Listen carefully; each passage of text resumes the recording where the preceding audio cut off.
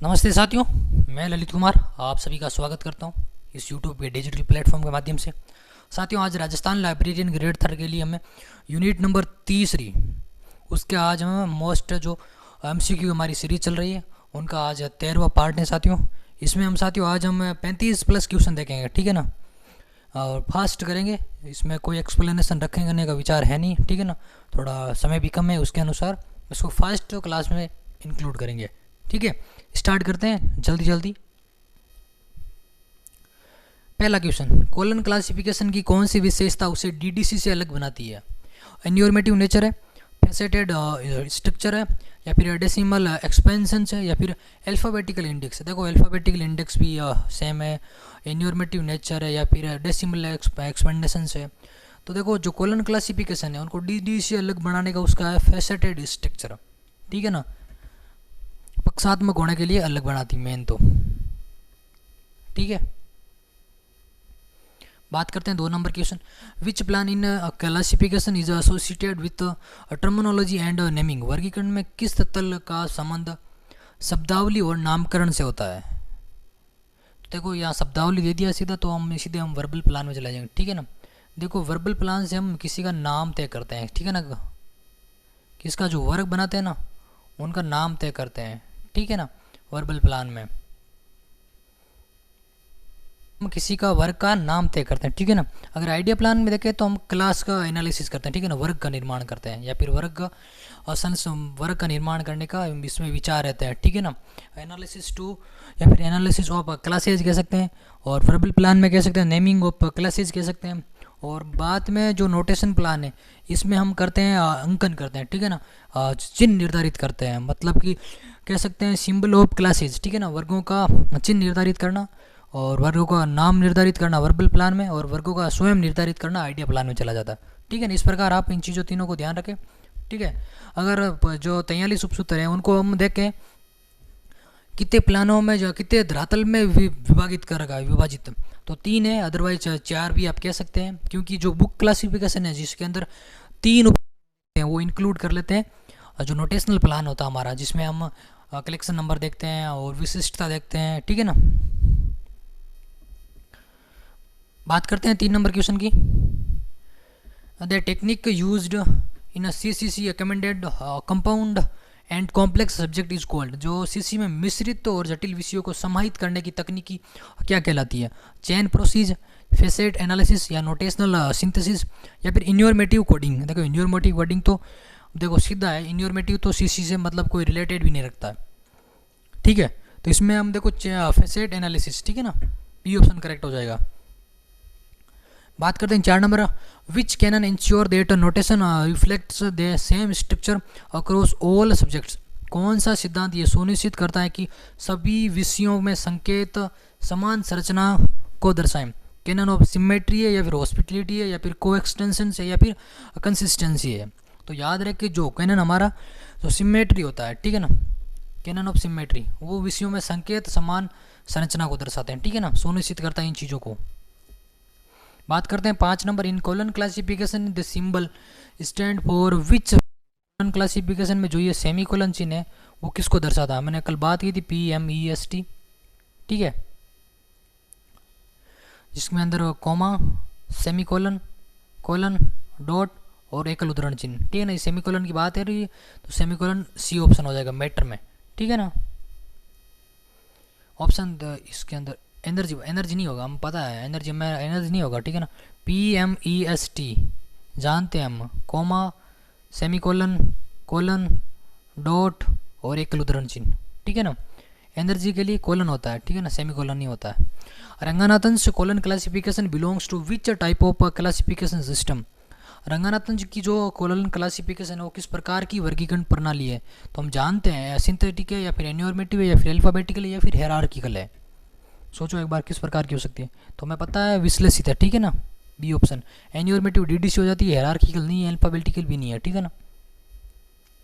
देखो हालांकि इसमें देखो अगर सिंथेटिक नहीं पूछा ना तो या फिर अल्फ़ाबेटिकल कर सकते हैं, या फिर हायरार्की कर सकते हैं, ठीक है ना। हायरार्की तो नहीं कर सकते, अल्फ़ाबेटिकल का चांस ज़्यादा रहते हैं, ठीक है ना, अगर सिंथेटिक ना पूछे तो। लेकिन ये पूछा अगर तो इसमें प्रायिकता इसको देनी या फिर प्राथमिकता, ठीक है ना।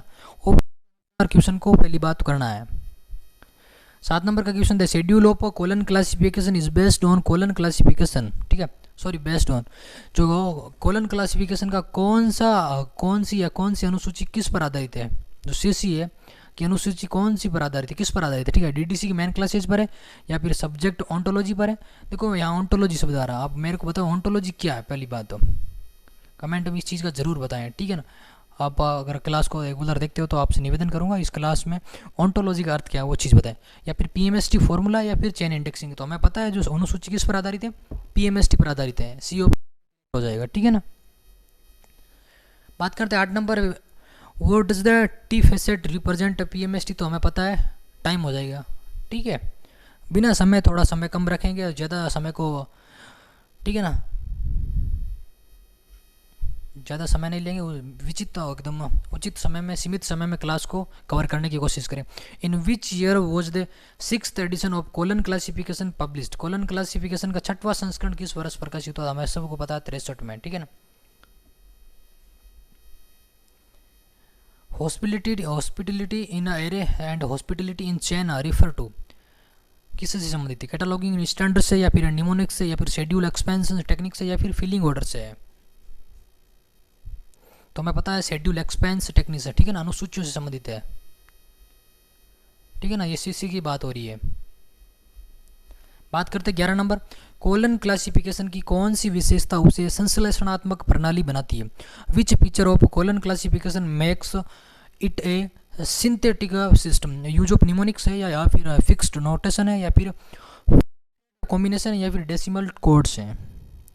तो बताओ, देखो अगर आपको फेसेट अगर कहीं नज़र आता, पक्ष से रिलेटेड कुछ भी चीज़ें याद आती तो क्योंकि पक्षात्मक होने के कारण ही संश्लेषणात्मक प्रणाली कहलाती है, ठीक है ना। In PMST which faceted in considered the main facet. तो हमें सबको पता है जो मुख्य फेसेट कौन सा माना जाता है, पी, ठीक है ना, पी पक्ष माना जाता है, मतलब कि पर्सनैलिटी, ठीक है ना। बात करते हैं 13 number, what is a unique feature. ठीक, देखो आंसर देने का उद्देश्य ये है कि मैंने देखा है जब मैं पीपीटी डाल देता हूँ ग्रुप में, ठीक है, जब मेरे को समय मिलता है उसके अकॉर्डिंग मैं पीपीटी डालता हूँ, उसमें आंसर नहीं मिलते तो बच्चे बोलते हैं आंसर की, क्योंकि देखो एक्चुअल में क्या होता है कि आंसर की हम बनाते नहीं, साथ में सीधा क्वेश्चन बना दिया, ठीक है ना, आंसर की हम सीधा क्यों यूट्यूब पर सॉल्व करवा देते हैं, ठीक है।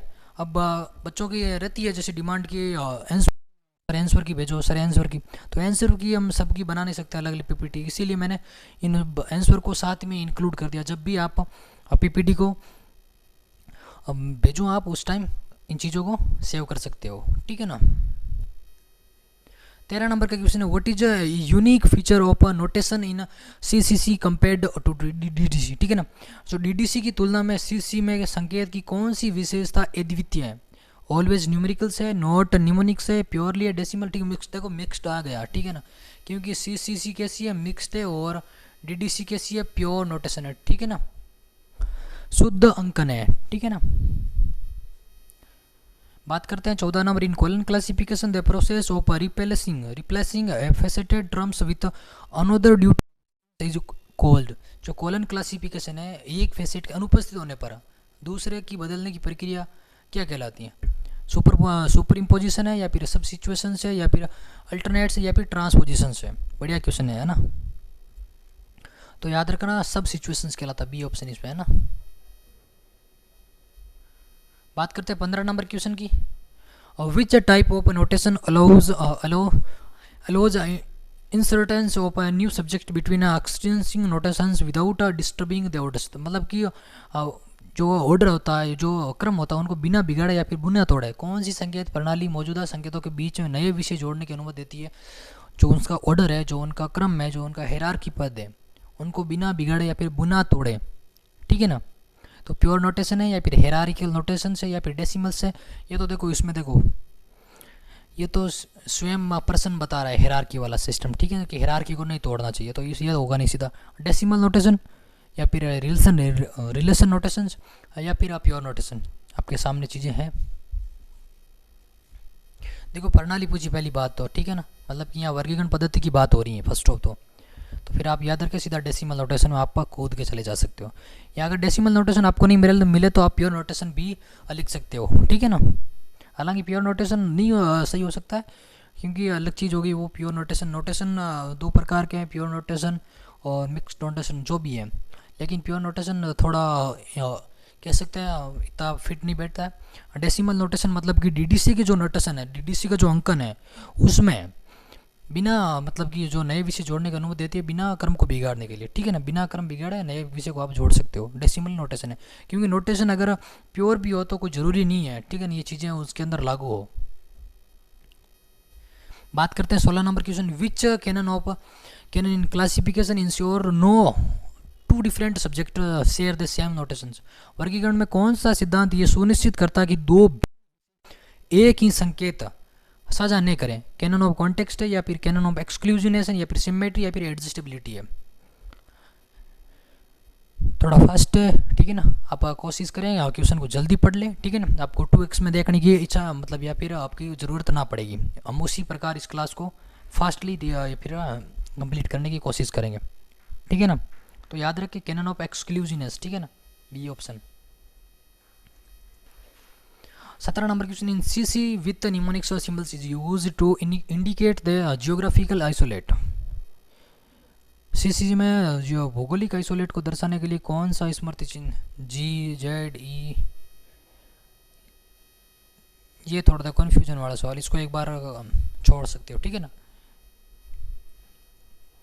18 नंबर के, in which plane does the canon of ascertainability operate. जो कैनन ऑफ सर्टेनेबिलिटी वर्गीकरण के किस तल में कार्य करता? आइडिया प्लान में, वर्बल प्लान में, नोटेशनल प्लान में, या फिर शेड्यूल प्लान में? तो हमने बात की है, कल बात की, ठीक है ना, DRAP, ठीक है ना। जो वैचारिक धरातल होता है मतलब आइडिया प्लान होता है, ठीक है ना। जो आइडिया प्लान होता है उसके अंदर हमने 5 कैटेगरीज देखी हैं, ठीक है ना। 5 कैटेगरीज में जो पहली कैटेगरीज है वो है कैरेक्टरिस्टिक, है ना। उसके अंदर हमने 4 कैनन देखे थे, ठीक है ना। DRAP है जिसमें डिफरेंस होगा, रिलेवेंस हो गया, सर्टेनेबिलिटी होगी और साथ साथ में परमानेंस होगा। इसका मतलब ए ऑप्शन इसमें करेक्ट हो गया, ठीक है ना। देखो साथियों, आपको याद रखना जो कैनन है, कैनन में से कम 5 क्वेश्चन पूछने के चांसेस सीधे बनते हैं। तो मैं आपसे निवेदन करूंगा कि कैनन को जरूर याद करें। 43 कैनन आपको मुख्य ज़बानी याद होना चाहिए। आपको सीधा पूछ ले रिलेवेंस या फिर रिलेवेंट टू सक्सेशन किसका, तो आपको सीधा बताना चाहिए, ठीक है ना। देखना नहीं है, सोचना नहीं। जैसे रिलेवेंट का सक्सेशन पूछा तो सीधा चले जाओ सक्सेशन ऑफ कैरेक्टरिस्ट, ठीक है ना, उसमें चले जाओ। मॉड्यूलस पूछा तो चेन में चले जाओ, ठीक है। हेल्पफुल सीक्वेंस पूछा तो एरे में चले जाओ। सबऑर्डिनेट पूछा तो फिलिटरी सीक्वेंस में चले जाओ, ठीक है। कैनन ऑफ कॉन्टेक्स्ट पूछा तो वर्बल में चले जाओ। कैनन ऑफ सिनोनिम्स पूछा तो आप नोटेशन में चले जाओ। और कैनन ऑफ कलेक्शन नंबर पूछा तो आप सीधा बुक क्लासिफिकेशन में चले जाओ। इस प्रकार से आपको सारे कुछ याद होने चाहिए मुख्य ज़बानी, मेरा मानना यही है। 19 नंबर का question, which principle allows synthesis of notations from multiple faceted in CC. देखो क्वेश्चन कितना ठीक है। Which principles allows synthesis of notations of from multiple faceted in CC. मतलब सीसी में कौन सा सिद्धांत विभिन्न फेसेटेड से संकेतों के संश्लेषण की अनुमति देता है? प्रिंसिपल ऑफ कॉम्बिनेशन है, पोस्टुलेशन प्रिंसिपल्स है, या फिर कैनन ऑफ फ्लेक्सिबिलिटी ले, या फिर प्रिंसिपल ऑफ फेसेटेड सीक्वेंस है। पूछा कि सीसी में कौन सा सिद्धांत या फिर विभिन्न फेसेटेड से संकेतों के विश्लेषण या संश्लेषण की अनुमति देता है। और कॉम्बिनेशन हो गया हमारा प्रिंसिपल्स है, या फिर फ्लेक्सिबिलिटी है, या फिर फेसेटेड सीक्वेंस है, ठीक है ना। तो चीज़ों को साथ साथ में याद रख सकते हैं, ठीक है। तो याद रखना इसमें कॉम्बिनेशन वाला हो जाएगा, ठीक है ना। ये चीज़ थोड़ा अलग दे रखा, नाम थोड़ा अलग है, ठीक है ना। तो इसमें आप कोशिश करें, ठीक है ना, कॉम्बिनेशन वाला। नहीं इसमें फ्लेक्सिबिलिटी होगी, ना फेसेटेड सीक्वेंस होगा, ना प्रिंसिपल्स पोस्टुलेशन होगा, ठीक है ना। 20 नंबर की बात करें तो what does chain process help determine the in subject indexing. Chain process या चैन प्रक्रिया विषम विषय अनुक्रमण में किसके निर्धारण में सहायता करती है? फिलिंग ऑर्डर है, library of Congress class number है, या फिर रिलेटिव सब्जेक्ट हेडिंग है, या फिर डेविड डेसिमल प्लेसमेंट है। तो आप चीज़ें याद रखें रिलेटिव सब्जेक्ट हेडिंग से, ठीक है ना, क्योंकि सब्जेक्ट हेडिंग निर्माण करने में काम आती है चैन प्रोसीजर, ठीक है ना। 1938 में रंगानाथन महोदय के द्वारा दे रखे, ठीक है ना। रंगानाथन महोदय के द्वारा 1938 में इन चीज़ों को दिया गया, ठीक है ना।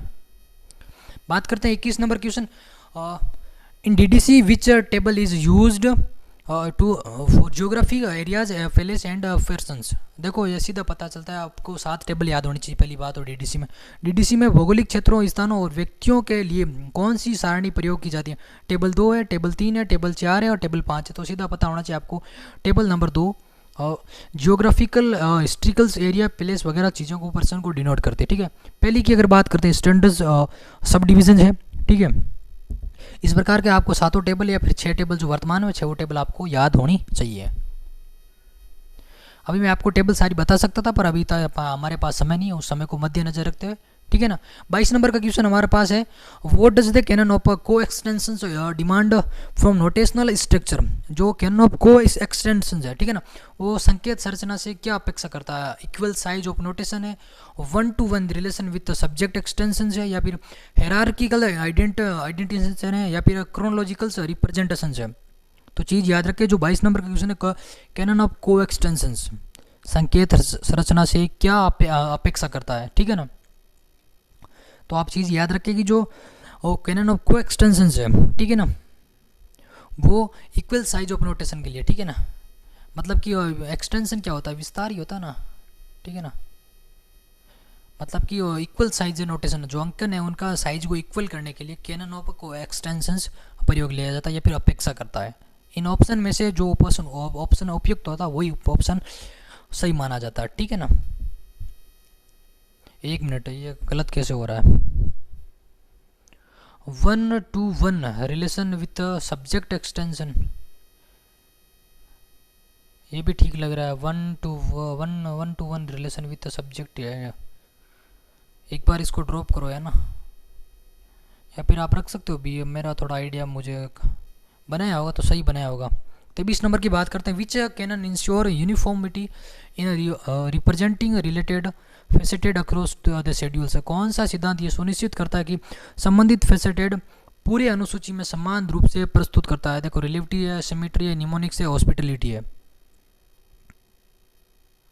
तो इसमें याद रखना सिमेट्री हो जाएगा। ठीक है ना, बी ऑप्शन।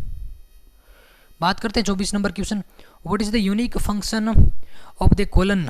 जो हमारा इन कोलन क्लासिफिकेशन, जो कोलन क्लासिफिकेशन में कोलन का विशिष्ट कार्य क्या होता है? डिनोट सिनोनिम्स, या फिर सेपरेट सक्सेसिव फेसेटेड, या फिर स्टार्ट शेड्यूल सेक्शंस, या फिर इंडिकेट क्रोनोलॉजिकल ऑर्डर्स।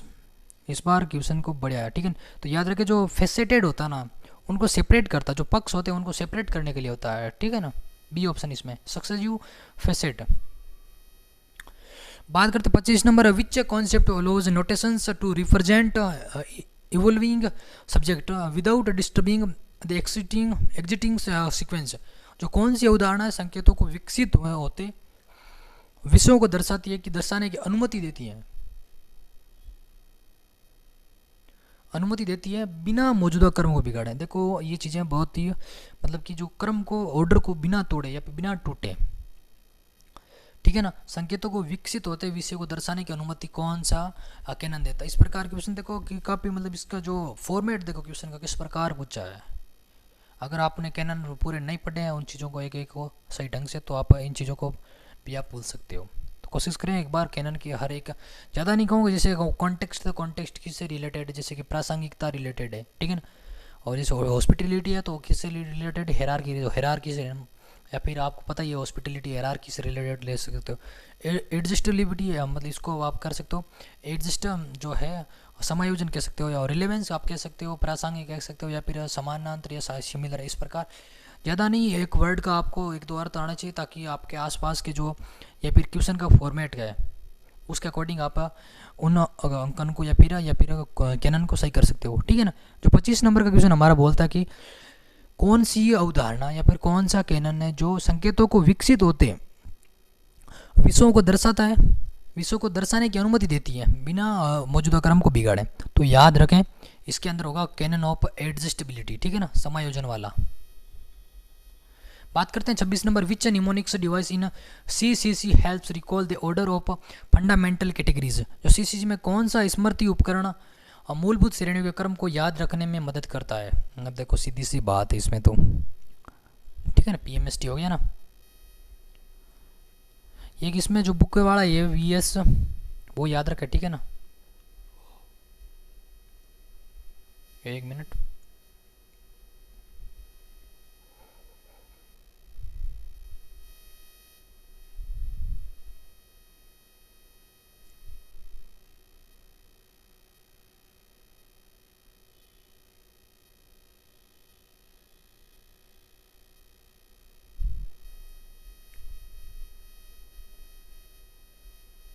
इसको भी आप साथ साथ में याद रखें, जो सूत्र है, ठीक है, ग्रंथांक का, बुक्स का, ठीक है ना, जिसमें अब पीछे जो क्रिटिसिज्म है उसको साथ में हमें इवोल्यूशंस कर दिया, मूल्यांकन, ठीक है ना, इसमें भी ऑप्शन सही हो गया।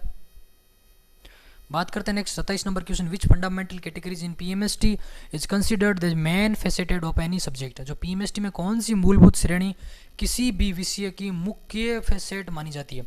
मैटर है, स्पेस है, टाइम है, और पर्सनैलिटी है। ये हमने आई थिंक पीछे बात की है, क्वेश्चन वापस रिपीट हुआ है मुझे जितना लगता है, ठीक है ना, तो पर्सनैलिटी होगी, ठीक है ना। आप ये बताओ इसमें से अमूर्त फेसेट कौन सा है, ठीक है, 27 नंबर क्वेश्चन में, ठीक है ना, या फिर पीएमएसटी में से कौन सा भी अमूर्त कौन सी श्रेणी। 28 नंबर का question, which symbol is used in colon classification to separate a common isolate from the main class से। इसके अंदर देखो डॉट हो जाएगा सीधा सीधा, ठीक है ना। 29, what is the primary purpose of using mnemonics in classification, वर्गीकरण में, ठीक है, जो वर्गीकरण में निमोनिक्स या जो स्मृति संकेत का मुख्य उद्देश्य क्या होता है? शॉर्ट एंड नोटेशन के लिए होता है, या फिर अल्फाबेटिकल फिलिंग के लिए होता है, या फिर is to recall their learning के लिए होता है, या फिर हाइड टेक्निकल स्ट्रक्चर के लिए होता है? तो याद रखो ये मतलब रिकॉल के लिए होता है, ठीक है ना। इन चीज़ों की मेमोरी मतलब स्मृति का आएगा, मतलब स्मृति को आप सीधा रिकॉल पर लेकर जाओ, सीधा रिकॉल से संबंधित कर दो, ठीक है। ज़्यादा सोचना नहीं चाहिए क्वेश्चन हो, ठीक है, क्योंकि अगर क्वेश्चन ने पढ़ा अपने को थोड़ा ऐसे लग रहा है कि नहीं शॉर्ट एंड नोटेशन भी स्मृति संकेतन क्या, no short and notation filling नहीं है, स्ट्रक्चर वाला नहीं, देखो रिकॉल दे दिया ना, सीधा सीधा रिकॉल दे दिया, इसका मतलब सीधा स्मृति से चला गया, ठीक है ना। इस प्रकार आप चीज़ों को एक दो अक्षर से भी पकड़ सकते हो ऑप्शन को। अगर लिखित हो, जैसे आरएस के जो मेंस का एग्जाम हो, अगर उस प्रकार का एग्जाम हो तो थोड़ा टिपिकल्टी कह सकते हैं। अब देखो इन चीज़ों को सीधा आपको ऑब्जेक्टिव दे रखा है, आपको ऑप्शंस दे रखा है, सीधा पकड़ना है। अब वापस दे रखा डीडीसी में निम्नलिखित सुविधा निम्न में से किस में दिखाई जाती है? रिलेटिव इंडेक्स है, शेड्यूल नोटेशन है, tables of standard sub division, hierarchy notional है। सोचो एक बार, ठीक है। देखो रिलेटिव इंडेक्स नहीं है, शेड्यूल नोटेशन नहीं है, हालांकि याद रखें रिलेटिव इंडेक्स में बहुत कुछ चीज़ें आती है, ये भी याद रखें, ऐसे इसको इग्नोर नहीं करना चाहिए। लेकिन जो हायरार्किकल आता है ना, इसको निम्नलिखित मतलब क्या होता है? आसान भाषा, ठीक है, आसान भाषा में, या फिर स्मृति याद इजी हो जाता, तो याद रखिए हायरार्किकल नोटेशन, ठीक है ना। एक तरीके से क्रम जो ऑर्डर होता है हायरार्की वाला, वो इजी होता है याद रखना। इस प्रकार आप क्वेश्चनों को, कीवर्ड्स को पकड़ सकते हो, है ना। बात करते हैं 31 number, what is the role of connector of symbol in colon classification. अलग अलग विषयों को मिलाना, वर्ग संख्याओं को छोटा बनाना, या फिर दो फेसेटेड्स के बीच संबंध दिखाना, या समान विषयों को टालना। देखो बढ़िया हिंदी लैंग्वेज पूछिए सीधी सीधी कि कॉलन क्लासिफिकेशन में जो कनेक्टर होता है, कनेक्टर सिंबल की भूमिका क्या होती है? जो कनेक्टर सिंबल होता है वो मेन भूमिका क्या रोल अदा करता है? तो दो फेसेटेड के बीच संबंध दिखाना होता है, ठीक है ना। अब देखो यहाँ विषयों को अलग अलग, जो अलग अलग विषयों को मिलाना नहीं होता है, ठीक है ना।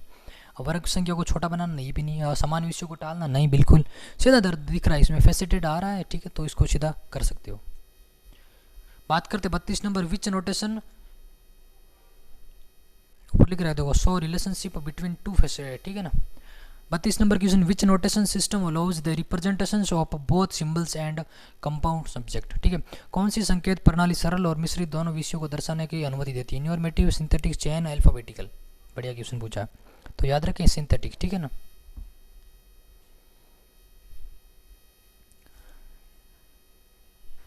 What type of notation is used in universal decimal classification. जो देखो प्योर अल्फाबेटिकल है, कॉलन बेस्ड मिक्स्ड है, या फिर प्योरली डेसिमल विद सिंबल्स है, रोमन न्यूमेरिकल्स है, न्यूमरल्स।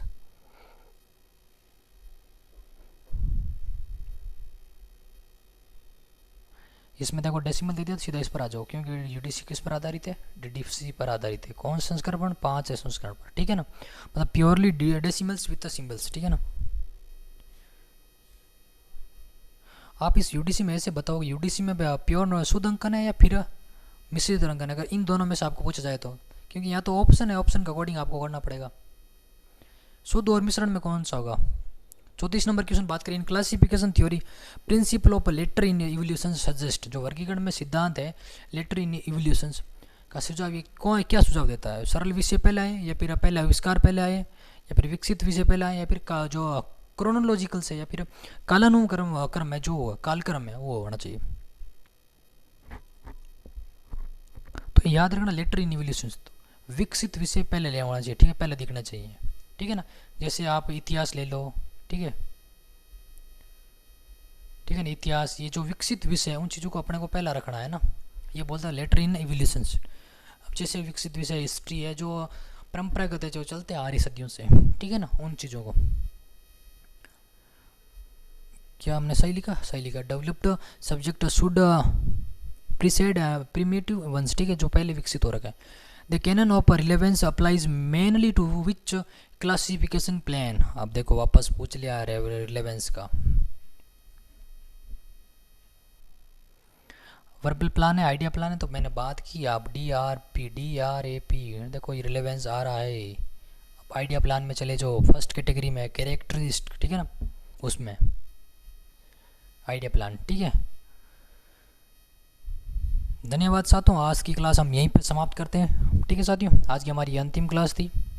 क्लास बढ़िया लगे तो एक छोटा सा प्यारा सा कमेंट करके छोड़ के जाए, और LIS with Lalit Kumar Telegram channel join करें। इसकी आपकी PDF आपको जल्दी मिल जाएगी, ठीक है। मैं इतनी जल्दी अपलोड नहीं कर पाता हूँ, पर जल्दी आपको PDF देखने को मिल जाएगी यहाँ पर, ठीक है ना। और बाकी की मैं जो टाइम के अनुसार मैं डालता हूँ, इसमें आप क्यूज भी देख सकते हो, और अन्य जानकारी इसके शॉर्ट नोट से संबंधित वगैरह बहुत कुछ आपको इसमें सीखने के मिल सकता है। मैं आपसे निवेदन करूँगा, अगर किसी ने BLS और MLS कर रखी हैं तो दिसंबर वाला नेट का एग्ज़ाम ज़रूर देखें, ठीक है ना। अगर BLS की है तो भी आप नेट देख सकते हो, एक आपसे आग्रह रहेगा, ठीक है। हालांकि 3rd ग्रेड आपका हो गया, अच्छी बात है, फिर भी नेट क्वालिफाई होना ज़रूरी है। तो आप कोशिश करें, आपकी BLS हो रखी है तो आप नेट का एग्ज़ाम ज़रूर देवे दिसंबर वाला। तो आपके पास 6 महीने, आप वापस इस रफ्तार में लग जाएँ, ठीक है ना। इन चीज़ों को ड्रॉप ना करें। एक बार कंटिन्यूटी आपकी निरंतरता बनी है, आप 1-2 दिन का ब्रेक ज़रूर लें, फिर रेगुलर लग जाएँ वापस, ठीक है ना। क्योंकि जो लाइब्रेरी सब्जेक्ट है इसमें बहुत बढ़िया स्कोप से अपने को फ्यूचर में देखने को मिल सकते हैं। तो आपसे निवेदन करूँगा, इसको बढ़िया सब्जेक्ट को बढ़िया बनाएं, ठीक है ना। जितना हो सके डेप्थ पढ़ें, हर चीज़ को जानें समझें, कोशिश करें। नेट का एग्ज़ाम आ रहा है, नेट एग्ज़ाम आप दिसंबर वाला देखें, ठीक है साथियों। धन्यवाद, मिलते हैं नेक्स्ट क्लास में।